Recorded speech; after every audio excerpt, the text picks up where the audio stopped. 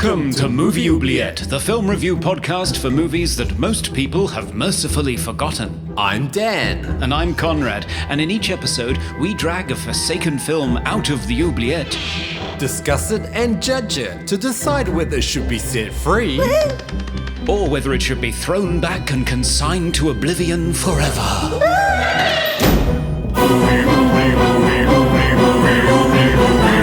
We review the films others tend to forget. Come with us and open up the movie oubliette. Hello listeners, welcome to Movie Oubliette, episode 143, the globe-expanding, interconnecting podcast with me, Dan, chowing down on homegrown produce down here in Melbourne, Australia. And me, Conrad, having a go at subscription recipe boxes in Cambridge, UK. Yes, in this podcast we discuss genre cinema, horror, sci-fi, and fantasy, because why not spice up a live-action role-playing game with rabid monkey murder. Hello, That's my Conrad. favourite. Hello, Dan. How are you doing? Good. It's hot. It's been 32 degrees today, centigrade, Celsius, I guess. And tomorrow it's going to be 38 degrees Celsius, which for those Americans out there, it's 100 degrees Fahrenheit. It's going to be hot. It's going to be hot. So how are you keeping your home produce properly watered in such conditions? Well, some things don't make it, but yeah, we've got a few sort of covers, and they do normally bounce back because it's only one hot day, so I think it'll be all right. If you have a series of hot days, I think everything just dies, but luckily just one. But we have had like a good yield of veggies this year. We've had lots of tomatoes, lots of zucchinis, like a lot. Like I think we counted maybe 10 or 11, I don't know, a lot of zucchinis, and they're big. They're like this long, like a foot long, or maybe even longer, a foot and a half long. Okay. Yeah, and they just seem to appear just overnight. I don't know where they come from. But yeah, we've been eating a lot of zucchinis, which is tasty. That's a courgette. That's what I would call a courgette. Yes. Okay. Yes. I was just checking. Yes, a courgette. We do call them courgettes as well, but yeah, normally zucchinis. I love a courgette.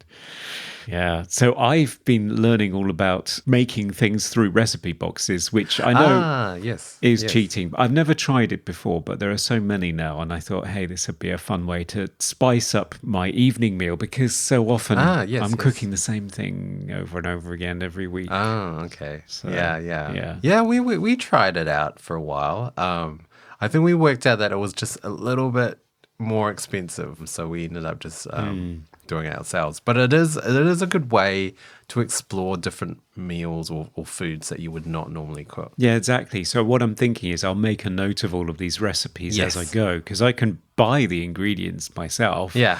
And do it later. So yeah, I've been doing all sorts of things like pad thai noodles, all sorts of stuff I've never done before. Yeah, Love it. Wow. That's great. I also find it is handy. We are not sponsored by any of these boxes, by the way. No, we're not. But we're open to it. So, Hello Fresh, if you're out there, get in touch. I mean, what I do like about them is like it's the exact amount of ingredient. So you're not having to buy a bag of whatever that you're just not going to use because it's only for one meal. So it is handy like that. It is, just a little bag of sushi rice, one spring onion. You're sorted. Yeah. This is great. Oh, that's great. So anything in the mailbag today, Conrad? Yes, our listeners are still talking amongst themselves about the postman and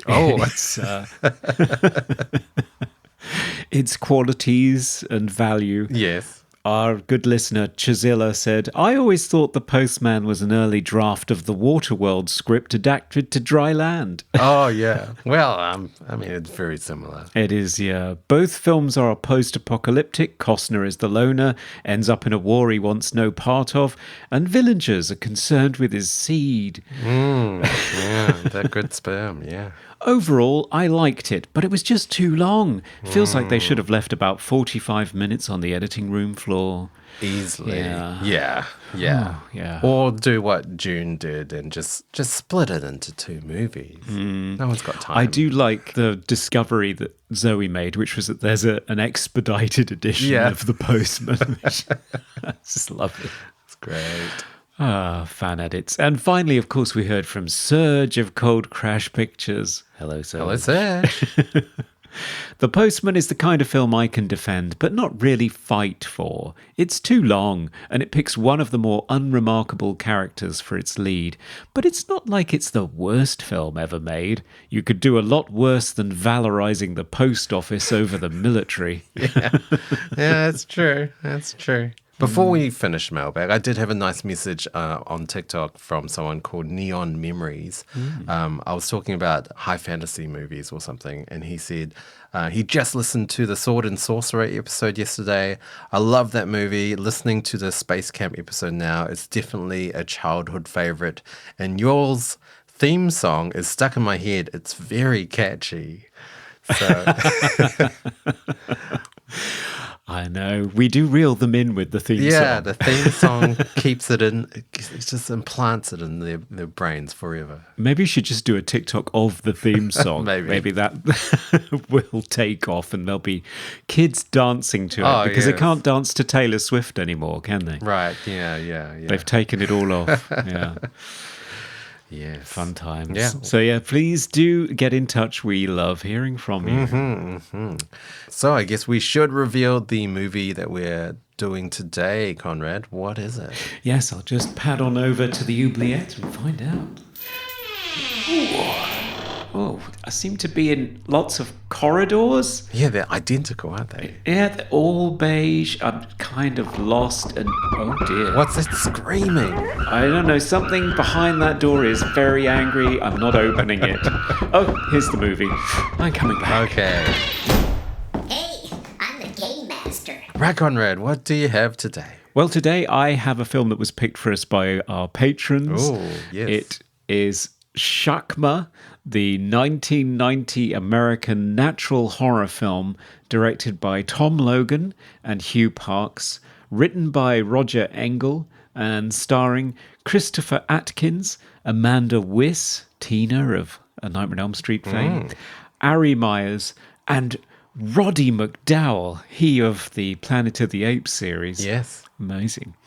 And this was chosen for us by our long-term listener, Nick. Yeah, well, thanks for the choice. So what happens in this movie? Well, Dan, welcome to Addison Polytechnic Medical College, where Professor Sorensen divides his time between injecting baboons with mood-altering drugs and trapping his students in the building at night with the fire alarm switched off to play the world's first live-action role play of Donkey Kong. Okay. Complete with a princess at the top level. When one of the students, Sam, fails to euthanize a baboon that's been driven to a homicidal rage by Sorensen's experiments, it gets loose and starts to pick off the unwitting LARPers one by one. Sam becomes obsessed with moving dead bodies around. His girlfriend Tracy sets off flashbulbs while their friends alternate between walking slowly around the same 2 corridors in the dark and holding doors closed whilst the savage Shakma bangs on the other side. Will Kim, a student's younger sister, manage to raise the alarm by throwing spoons out of the window? Will anyone show any kind of reaction to discovering a mangled body on the floor? And will Sam survive his climactic head-to-head battle with a red-arsed monkey with a crimped perm? Find out after the break. Wow, that's a lot to unpack, isn't it? Isn't it just? Back soon.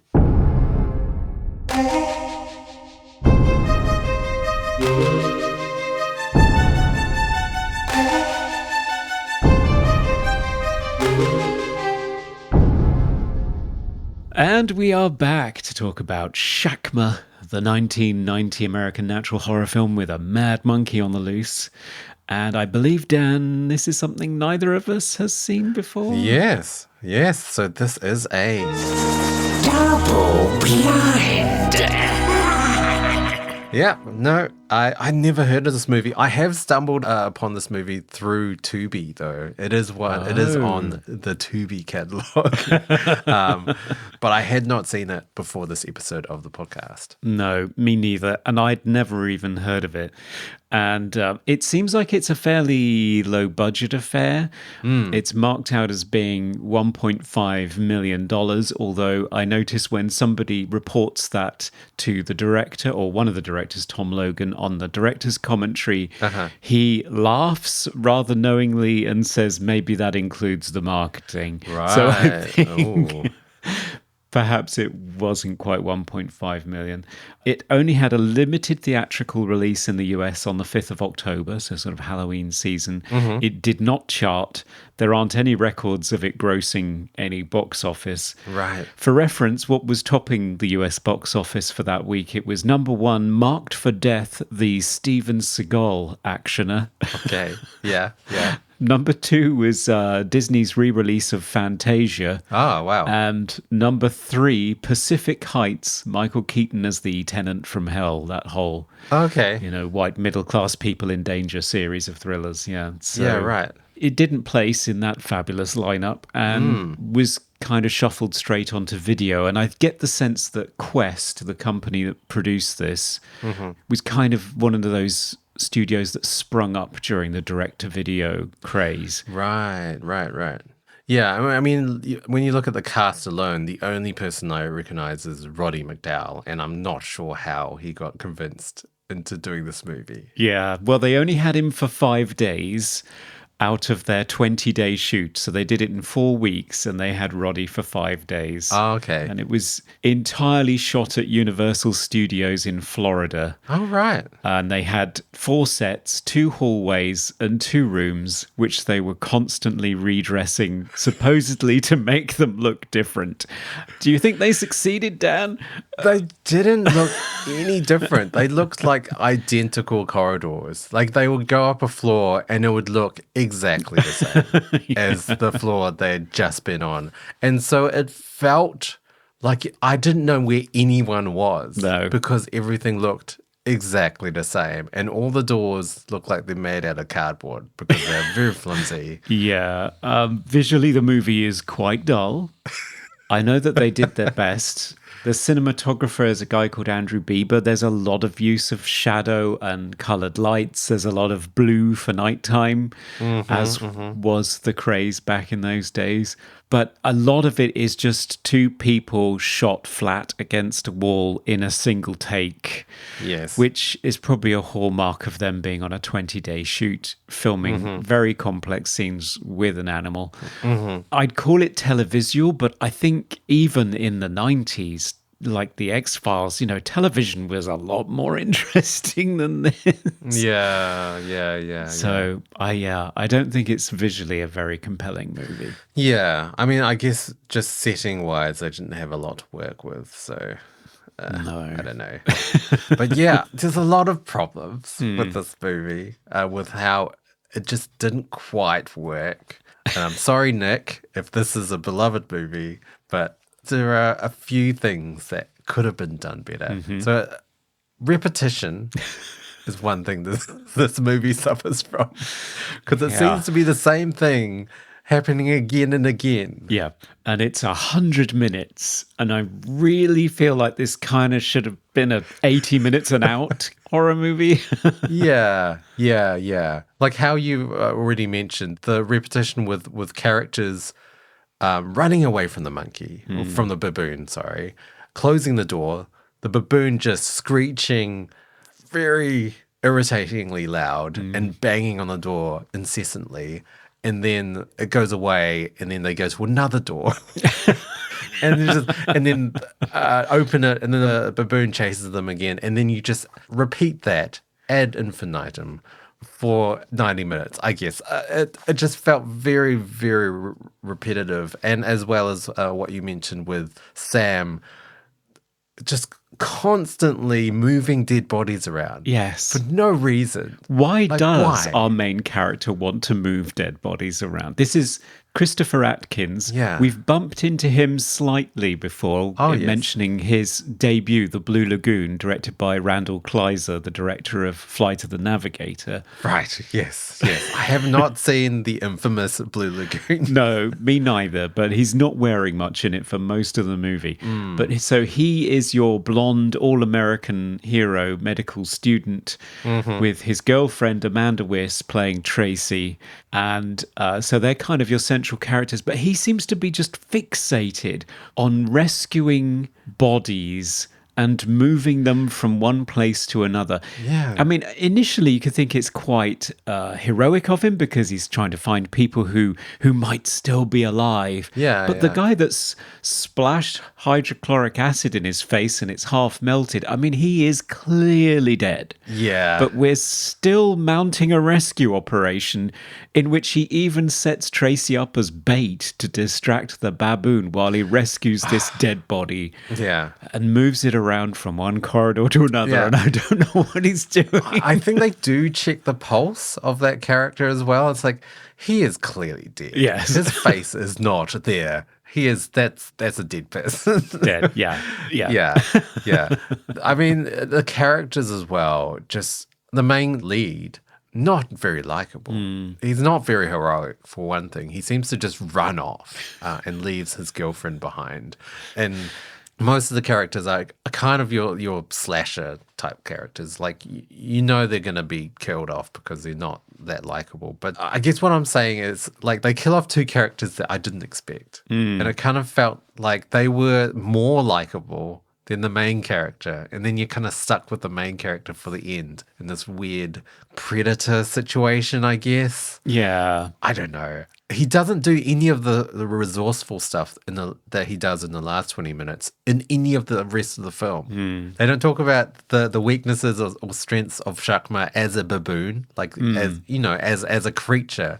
Like, you compare it to like Jurassic Park, and you've got how they're trying to get away from the raptors and they can't go through doors, but then they figure out, like, there's none of that sort of conversation, which would have made it much more interesting in terms of like, how are they going to survive the night? No, it's interesting you mentioned Jurassic Park, because I made a couple of notes that, you know, I'm wondering whether Colin Trevorrow and Steven Spielberg saw this movie. Yeah, the last scene, right? Yeah, there is a scene that looks very much like the scene in the kitchen in Jurassic Park where they manage to fool Shakma with a mirror, with a reflection, so he ends up charging that rather than the actual people.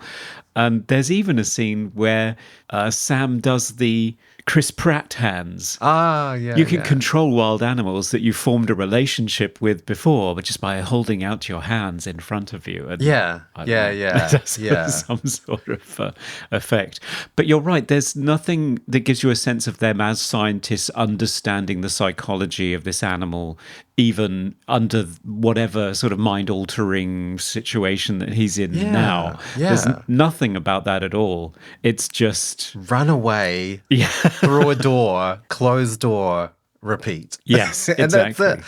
There is one point where Tracy uses the flash bulb, the strobe bulb, to disorientate Shakma, which kind of works, but then it stops working, and then that's kind of pointless. Also, you don't really see it strobing. Like, I feel like they didn't get lights bright enough to show up on film, and it just kind of doesn't work. I didn't think it worked at all. No. Well, that's true. That's true. So, I mean, that's the only thing that they kind of came up with to at least combat Shakma. Everything else is just running away through doors.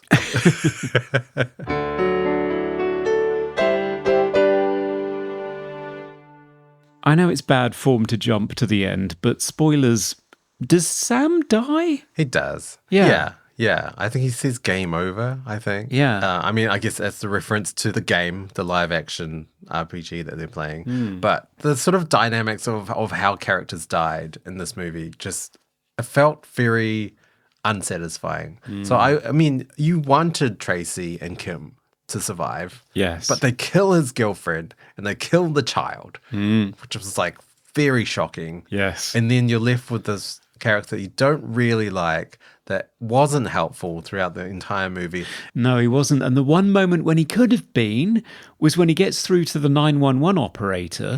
He can finally raise the alarm, which is the thing that they couldn't do because Roddy McDowall's character, the professor, has done such a good job of making this building impenetrable and impossible for anybody to navigate or communicate out of, because it's all like switching lights off at the fuse box and disabling the fire alarm, locking doors. I can't see how this college is okay with this activity. It's like a massive disaster just waiting to happen, completely uninsurable. But anyway, he gets through to 911 and finally can speak to someone and raise the alarm. You know, there's dead people in here, I need help.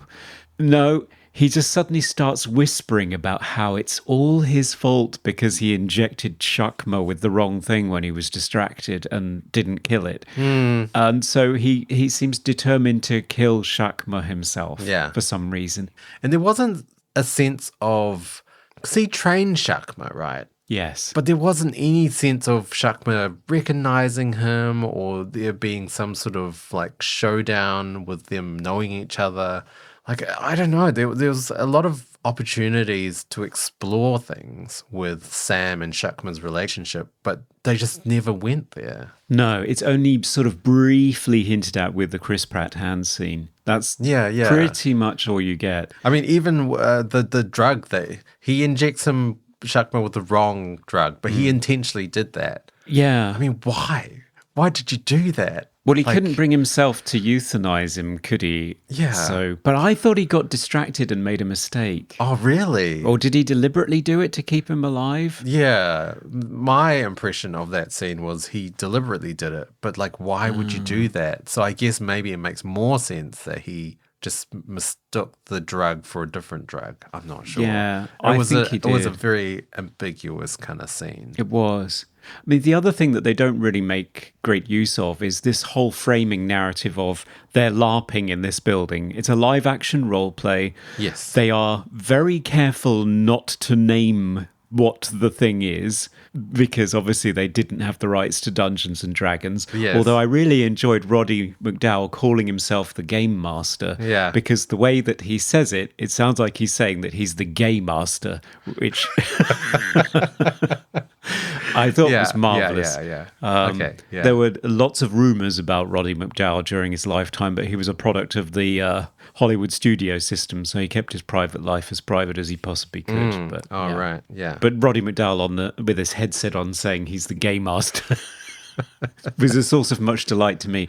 But they don't ever use that. There's no point at which anybody thinks when they discover a body or... There's no point at which they think maybe this is part of the game and somebody's tagged out or something. Yeah. It just gets lost after the first death, really, the whole game mechanic. Yeah, because they set it up as being such an important part of the film. Like, it's a good 20 minutes in before you get the first sort of Shakma kill. And it's just the game unfolding and people, being confused when they come across blood everywhere, or like doors are supposed to be open when they're not. Yeah. For me, who has never played D&D or just general RPG role-playing games anyway, I was very confused of the sort of mechanics, what they were even doing, because I guess because all the corridors looked exactly the same as well. Like I didn't like the fact that they had to ask the game master whether they could go into rooms. Yeah. That confused me. Yeah. So what was that kind of more similar to like video games back then where you had to get the red key to go through like the red door and the green key? Kind of, I don't know, like that was confusing. No, I think you're right. It's something like that. They had to sort of solve riddles. It was a combination of like a treasure hunt and like a role-playing game. And I thought all of these mechanics are going to come up again. Yeah. Somebody's going to be desperately trying to get the Game Master to open a door because they're being attacked by a crazy baboon and they can't or something. But no, that never happens.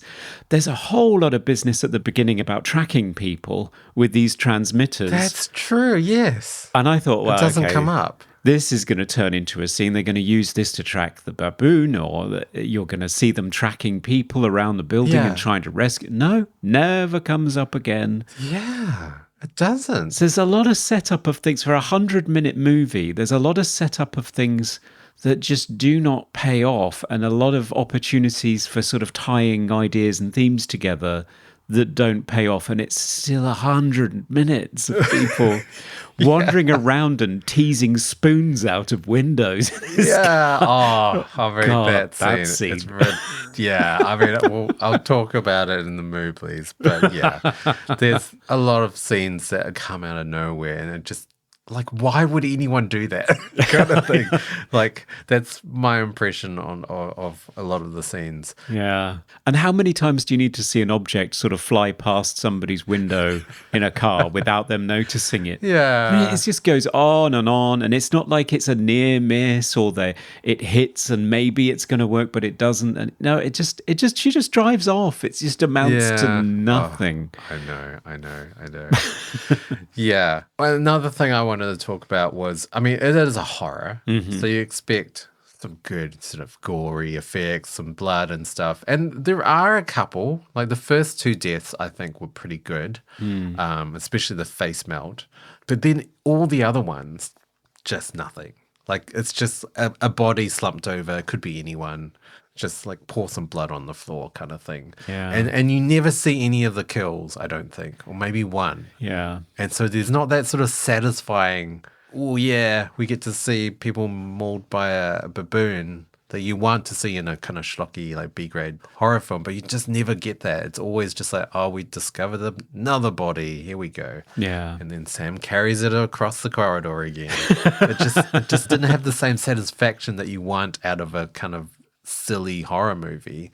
No scares really either. No. Just a lot of screeching. A lot of screeching, yeah. I mean, there are a lot of fake scares which really started to tick me off. There's a cat, there's a rat, there's Tracy backing into a skeleton. There's the person with mask on jumps out at some point. There's a lot of fake outs. And, on the 5th one, I was kind of, could you do some real ones maybe? Yeah. I did feel like they relied on the score quite a lot for the scares. Like often they just weren't framed right. Like, that's not how you frame a jump scare. That's not how you edit it. No. But they just still threw in the big loud, orchestral hit or whatever.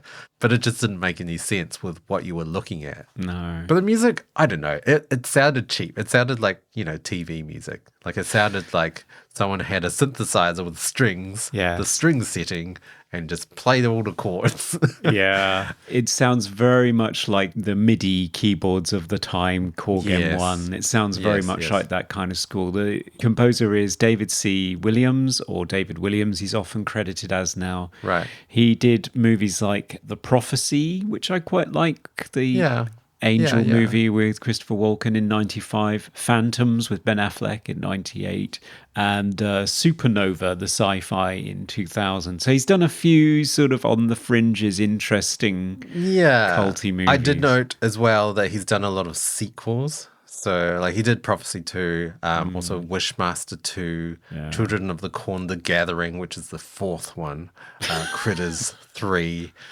So, yeah, I don't know. Like, he has done some good things, but it's not so good things. No, and I don't think he has much to work with here. It's pretty noodling, sort of synthy, stringy, voicey stuff. Yeah. It almost sounds quite fillery as well. Like, there's a few themes in there, but it's not strongly themed. No. I did like the opening credits though, the music for that. It felt like, oh, what are we going to get into kind of thing. And that opening scene was well done. Like, it looked like, wow, there's a brain injecting the brain. But then, the rest of the movie, not quite the same. Production value. No. I mean, also, going back to the cast, like, why is Kim there? So she's the younger sister of one of the other students that wasn't invited. Why is she invited? I didn't really understand that. No, well, that's why I made the gag about it being like Donkey Kong, because she's like the princess at the top that they're all going to rescue. And she's set up as a character that's interested in, she has a crush on Sam. Yeah. Who already has a girlfriend who's age appropriate in Tracy. So, yeah, I think that's her whole character. And her surprise for him, she's got a sort of slightly revealing outfit that she's wearing as her character that she hopes to... Oh, super uncomfortable. Yeah, and then she dies. Yeah, and then she dies. It's quite similar to the scene in The Postman with his daughter trying to make moves on Kevin Costa. I don't know. That's so strange. Fortunately, Sam does not seem to be interested in her in the slightest. No, other than he's like not. a friend or an older brother type situation. So it's fine. Okay. Now it's time for random trivia. Okay, Conrad, what have you got for us surgically removed from a baboon's brain today? So the lovely walls of this esteemed college, they're all beige and they're stippled, which Tom Logan wanted to do to sort of give it a bit of texture, a bit of visual interest. Yeah, doesn't work. The way that they did it was to mix oatmeal with the paint when they were painting it. Oh, wow, okay. Turned out this was a fatal mistake because Typhoon kept eating it. Oh my God. So they'd have to pause filming because Typhoon was like licking the walls. Baboon's eating the wall again. So Typhoon was literally eating the sets. Yeah. Wow. That is ridiculous. Wow. There you go. That's our trivia. Yes.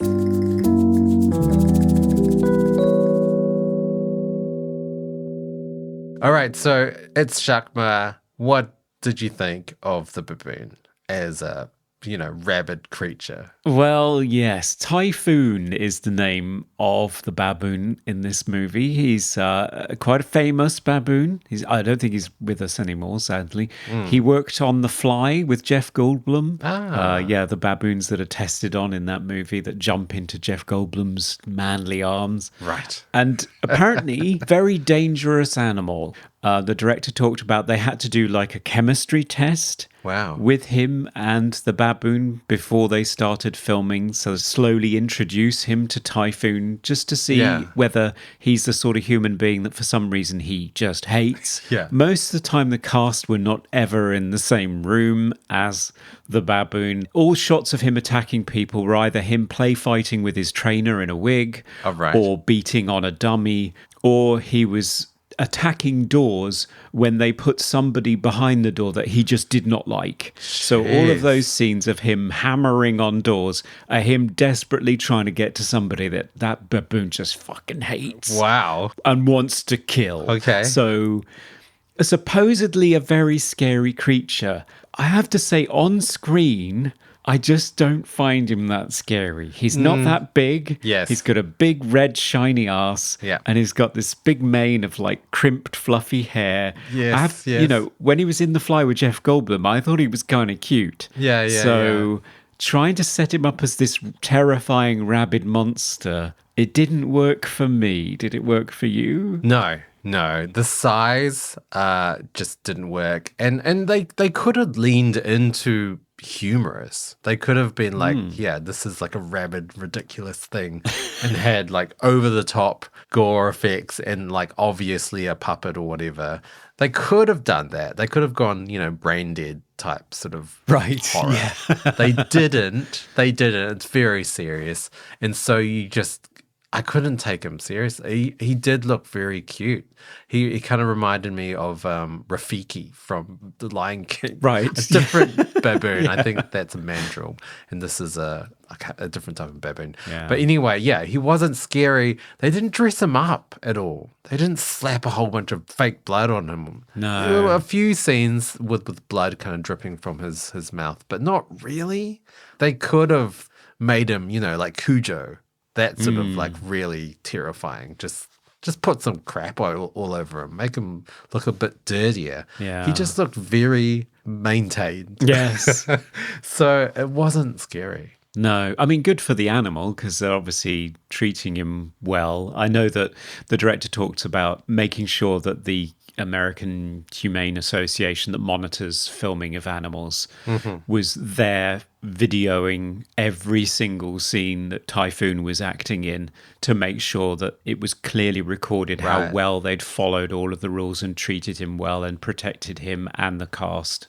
So yeah, they didn't cake Typhoon in blood and frothy egg white round his mouth or anything. Sure. I mean, they use puppets sometimes. There's one really good shot where the camera is low to the ground and you've got Shakma's jaws sort of looming over the top of the frame with blood dripping off. Right. Was that a puppet? That's a puppet. Wow, yeah. It's good. Yeah. That was the only kind of legitimately scary scene I found. Yes. And there's one scene I'll talk about at the Mobley Awards that I thought was very effective and reminded me a lot of Nope, the Jordan Peele movie. Right. Recently.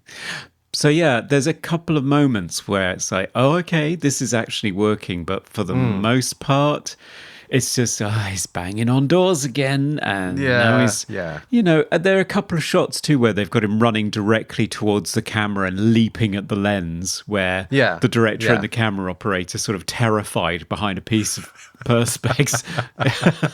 So, I mean, there's a few bits that are quite good, but generally, no. I mean, it's a wild animal. You know, it's not, I don't think baboons are very trainable. No. So, you know, they kind of had to just use what they could get in terms of shots. So, I mean, it's challenging. They had the challenge to start off with, but yeah, it just didn't work. No. I don't know. Maybe they could have used more animatronics, more puppetry, but yeah, it just felt very repetitive and just not scary. No, in the same way that most of the kill scenes happen off screen and you just see the results and the effects on the results are good. Yeah. But yeah, most of it happens off screen. Yeah, exactly. Yeah.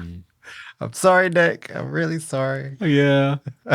Coming to you live from the Movie Oubliette Theatre, it's the prestigious Mobley Awards. Hello, it's that special time of the pod, the Mobley Awards, where we nominate our favourite screaming, door-bashing parts of the film in a number of Game Master curated categories. Yes, gotta love that Game Master. Yeah.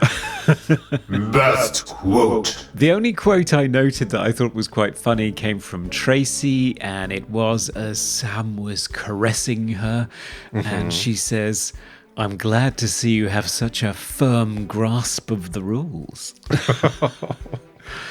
Yeah, okay. Yeah, I do agree. Quotes weren't great, but there is one that I found funny. So it's during the sort of Predator / Home Alone booby trap sort of last final act with Sam. He's trying to figure out how to get back at Shakma, and then he just comes to this realization, and he just kind of whispers, "No, you come to me," and he's got so much conviction, and it was just hilarious. I don't know, I found it incredibly funny. Yes. Best hair or costume. My favorite costume has to go to Kim as the princess in her surprise outfit to woo Sam. It has a midriff revealing embroidered flowery, I think it's called a bolero jacket. Oh, right, yeah. And her diaphanous skirt revealing her legs and these massive pink plastic hoop earrings. Yeah. She looks quite the picture. Yeah, it's floral everywhere. It's just, she's even wearing like a garland of like flowers. Like, Most 90s moment. yeah, so most 90s is Kim. Just the character of Kim in all the outfits that she wears is the most 90s for me. For me, it was the font review, REVUE, for a sci-fi or horror film's opening credits, which I found right. Yeah. very typical of the 90s. Originally designed by British photographer and font designer Colin Brignall in 1969 for the Letraset Dry Transfer Lettering Company. Do you remember those little plastic sheets where you'd rub the letters off one by one? Yeah. Yeah. So he designed Review for that. Right. And it was also famously used for the poster for The Room in 2003. Oh, wow. Yeah. Font nerd. Yeah, well, yes, you are. Favorite scene? My favourite scene is probably what I think I found the most shocking and horrifying part of the movie, which was Tracy's death. You saw a shot of the baboon getting underneath the stall of the toilet cubicle that she's in, and she is trying to get to an air vent to escape. Yeah. And you just see her being dragged out of shot, and you hear but do not see a savage attack on her. And then it's silent. The shot just holds on that for a second. And then suddenly she emerges again, looking weak, trying to get back up to the air vent again, and she's not saying anything or screaming, and she just gets dragged out of shot again. And it's like, oh my God, that's actually really quite disturbing. Yeah. And it reminded me so much of Jordan Peele's Nope, where there is with the chimpanzee. the chimpanzee attack in that, which is just sort of, not sort of exploitative and melodramatic. It's just sort of weirdly functional and perfunctory. It's just like, I don't know, savage in an unpredictable and disturbing way. And yeah, I found that scene really effective. Yeah, it definitely was. It was, a terrifying scene and quite heart-wrenching as well, because I just did not expect the girlfriend to die. No. Like, that's not what you do No. in this type of movies. The girlfriend and the child must live normally, Yes. but not in this movie. No. Most cliche moment. Oh, well, I spotted one of your favourite cliches, Dan. Oh, yes. Early on, when Shakma first has his freak out and starts attacking people, Tracy throws a weapon to Sam. Oh, yes, of course, because the woman can't save the day. She just has to hand the weapon to the hero. Yes. Well done for participating, Tracy. Thank you. Yeah. That's a good pick. I mean, the movie does have a lot of cliches. We already mentioned all the poorly set up jump scares, just so many of them. But the fake scare with the mouse was just like, why is that there? Like, it felt like they were building up. It was like a big climax, and then it's just a mouse. Like, what is this? I know. It was very disappointing. And then they used the mouse as bait for the Yeah, finale. he does, doesn't he? Like, the hero is not likable at all. He's a horrible human being. It really is. Best special effect. So, the face melt. So I think it's the character Richard. Yeah, his face is melted. You could see it melting off. Like, it's a pretty amazing effect. I don't know how they did it, but it's very gory as well. It is. Yeah, it's really brutal. The only really, really gory effect in the movie. It's disgusting. It's self-inflicted too, because he obviously had the acid to throw at Shakma, but didn't manage it somehow, which is a shame. I don't know. The whole scene setup is quite ridiculous, because he's like holding the door shut while trying to unscrew a lid to some acid and pour it into a glass. Like, why not just use the bottle? Like, why do you have to pour it into another vessel? And then he opens it, and then he's just walking around with this open glass of acid. And then he wonders why, like, it ends up spilling all over himself when Shakma attacks him. I don't know. I thought the whole scene setup was bonkers. It was bonkers. I also love the fact that hydrochloric acid seems to give off like a foamy steam. Of course. Like dry ice. Yeah. Which I don't think it does. Well, how else are we supposed to know it's acid, Conrad? It has to fume a little bit. Yeah. Favorite sound effect. Well, Shakma, I guess, is the winner for sound. Like, in terms of how many different animals did they use for his sort of attacks? At one point, wonder. Yeah, big cats, I heard. Some sort of big cat. There's a lot of things that aren't baboons. Yes. No, I think so as well. I thought I heard a puma at one point. Yeah. It sounded like any scary animal noise let's put it on there. Yeah, and often not even matching up with what you're looking at as well. Yeah. Like he doesn't look angry in a lot of those shots. No. Yeah. No. My favourite, apart from the computer noises in general, in that early scene with Bradley when he's setting up the illegal air tagging on Tracy.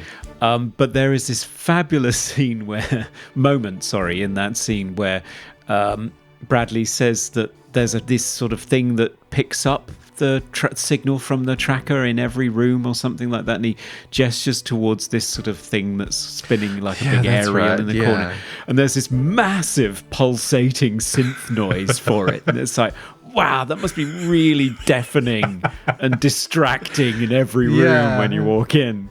But it's gone as soon as they look away from it. So obviously it's the sort of noise that you only hear when you look at it. Yeah, that's true. And it's quite small, this weird antenna thing. Well, exactly. That's why I thought, wow, if it's emitting that kind of noise, I'd be backing away from it gently. Yeah. So surely it's going to either explode or cause cancer or both. Yeah, definitely. Yeah. Most funniest moment. For me, by far, and yet another thing that undermined Shakma's terrifying presence on screen was any of the shots in which fake puppet hands of Shakma were being prodded into door cracks or the gaps between slats in the furniture and things. And it's just these fake hands prodding around. Yeah. It's kind of like the Legend of Hell House where there were those cat paws underneath the bathroom door. Right.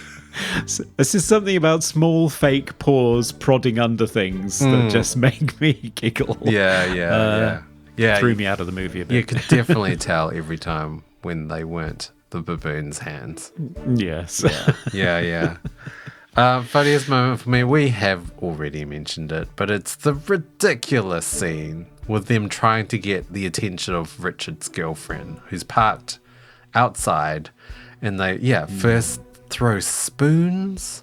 Is it forks? They throw forks out these little slat vents in the window, and then Kim finds the amulets that were for the game. Yeah. And so she's like pushing these little marbles out the window. I know. What I really wanted as she drove away was like an exterior shot of a car with just this massive pile of cutlery and marbles in the middle of the road. Because it must have been there. But no. And that's our booblies. And that's our booblies, yeah. Hi, my name's Serge Benarjuk of Cold Crash Pictures, and you're listening to Movie Oubliette. Okay, it's final verdict time. Should Shakma from 1990 be released from its lab testing cage to rampage the world and be celebrated by all, or should it be trapped in an incinerator after everyone is killed, fried to a crisp, and then dumped back into the depths of the oubliette, never to be spoken of again? Conrad, this was presented to us by our patron Nick. Yes. What's your final verdict about Shakma? Well, I mean, Nick, you're a great listener. You've been such a great supporter of the show and always had great insights into the movies and that we've covered. And I'm thrilled that we finally got to do a movie that you've chosen. I hope it isn't like a secret favorite of yours from your teenage years. Yeah. I'd love to hear your thoughts on this movie. I thought it was clearly showed the restraints of its budget. I thought it was visually quite dull. I thought it was too long. I thought it failed to generate any kind of horror or tension around the kills or its nemesis, its sort of central antagonist character. The baboon wasn't scary. I found it mostly nonsensical. I didn't like any of the characters. And the music was cheap synthesizer rubbish from the 90s. And I honestly, I couldn't find a single thing about it that sort of would make me recommend it and say, hey, you've missed this really great Animal on the Loose movie. Or, I couldn't find any redeeming feature at all. So this is another one where I'm just going to toss it back with no guilty conscience apart from being worried that we might upset one of our favorite listeners. Yeah.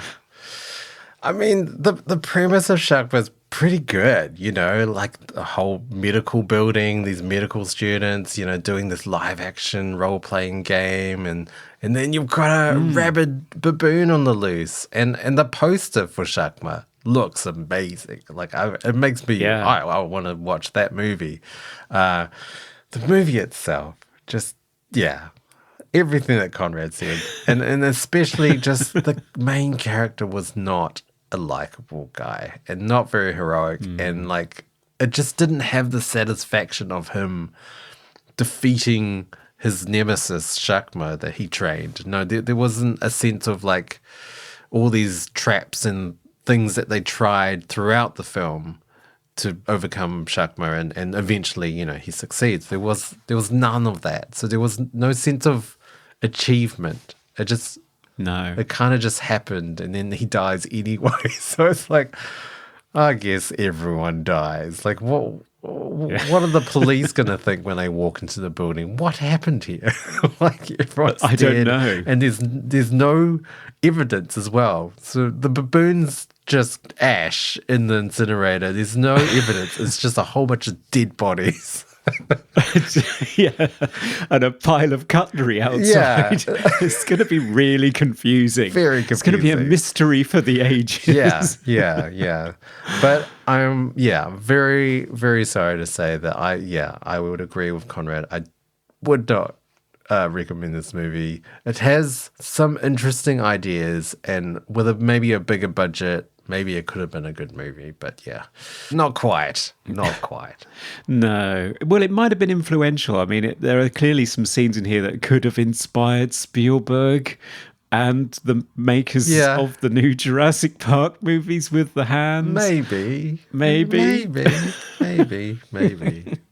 I wish I could ask Roddy McDowall, like, what was your experience? Like, working on Planet of the Apes with all these monkeys, and then working on Shakma. Like, was there anything redeeming about that movie to him? I don't know. No. It's quite fun to see him. And he's only in it for 5 days. They gave him a good fee, I'm sure, for that. Yeah. One fun thing about it was apparently some of the other cast were quite nervous around Roddy McDowall because it's like, he's Roddy McDowall. Yeah. So the director actually asked him if he could flub a take or two just to put them at ease. Wow. Interesting. Yeah, so Roddy McDowall actually deliberately forgot his lines and stuff. Wow. Just to put everybody else at ease. Nice. But yeah, it's nice to see him in the movie. It's ironic that the guy who's so synonymous with Planet of the Apes should be beaten to death by a baboon in an elevator. I mean, that still just makes it a trivia question rather than a film that you want to watch for 100 minutes, I'm afraid. Yeah. But I guess we should check in with our patrons just in case. We should. So, hello, Hal. Yes? How are you doing? What have you been up to? I've been generating fake Johnny Cash covers of Taylor Swift songs. Great. Could we have the result of the patrons vote, please? Holy moly, they want to throw it back. Oh, okay. Yeah. Well, there were some mixed feelings on it. So Film Aficionado said, lame deaths, frustratingly stupid characters, and an obnoxiously long runtime. Throw it back on fire. Yep. I can empathize with that, Film Aficionado. Eddie Coulter said, Shakma. I remember when this first came to home video and I was excited to see it because the trailer looked wild, plus it had the great Roddy McDowall. There's a few things I like about the movie, like Typhoon's performance as Shakma. He was pretty scary, but unfortunately that's not enough to rescue it from the oubliette. But on the other side, Jasmine said, I very much enjoy this movie. Every time the rampaging baboon was on the screen, my heart was pounding. I found myself yelling at the characters, no, so many times, because I could see how the characters could have done just one slight thing differently to save everyone, but I could understand why the characters were making their mistakes, so I was yelling in that rare good way where I was having a good time rather than scoffing. That's what a horror movie should be. I say set Shakma free to tear out more nerdy role-playing throats.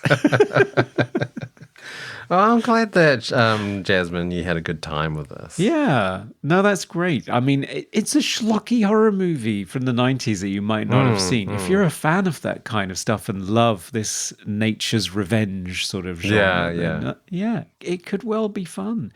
Yeah, Chazilla said, just like Dirt World, Shakma was just too long.